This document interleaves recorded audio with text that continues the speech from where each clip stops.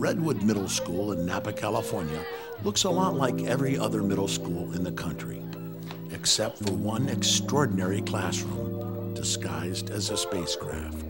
Ladies and gentlemen, I'm receiving a call from Earth. Yes, Earth, come in. In her popular art elective, Sharon Campbell lets her class experience everything from physics to physical fitness in an environment that is out of this world. So we have decided that we are going to land close to the South Polar Cap.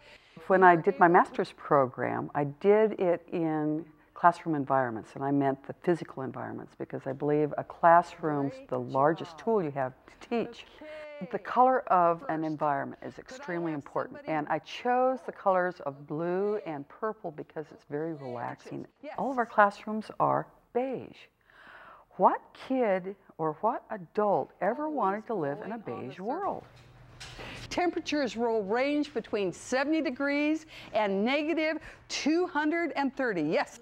What I've done is I've embedded science, math, and history as well as geography in my class and made it a hands-on experience.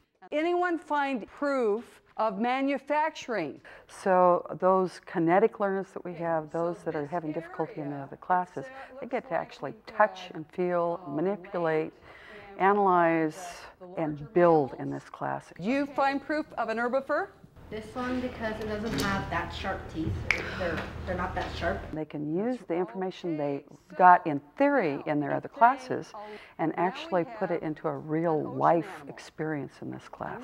I found hieroglyphics, and I found out what it said. Campbell's students learn a dynamic lesson in ecology during every minute of her class, pedaling a bicycle that generates electricity for the classroom. I've always said that if I could just harness the power and the energy in these 12-year-old boys, that I could run a city.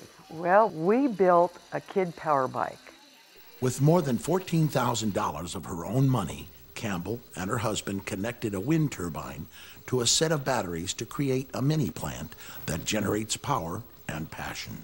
And we found that 15 minutes of cycling stores enough energy to run the classroom for an hour. I wanted to somehow be able to have the kids experience what energy is. They pedal that bicycle. They understand now that motion can be changed into electricity. And when they understand that they have the power to make energy, then it's real easy to say you have the power to save energy. You have the power to change the environment. This is all about giving power to students. People want to get on a bike, there's a list. There's usually a line of 10 people that want to want to right when you get in, everyone runs to the bike. Yeah, because it's just riding a bike, but it's really cool to be conserving energy and saving energy for your class. Get ready, put down your shields. Ladies and gentlemen, we are going to red light. Still harboring dreams of becoming the world's most senior astronaut, Campbell delights in taking her students on mock missions, using high-tech tools. Oh my goodness, it's a spaceship. And low-tech gimmicks to keep her students engaged in the experience. You know, our 21st century students are very different than the students I had 20 years ago. Our kids have been taught to learn by looking at a television screen. That's where their attention goes. And I'll tell you, without technology, I couldn't reach the students. There is some oxygen on Mars. There is an iron core, and the entire surface is rust covered. If I can create something that makes them curious, I've got them. I've got them. Ladies and gentlemen, we are having an asteroid storm, everyone. While hiding from asteroids, students discover and describe the artifacts they find under their desks. I would like each of you to estimate the temperature inside your cave. For the teacher, it's a carefully crafted interdisciplinary lesson. For students, it's learning that's natural and fun. Make sure that your measurements are accurate.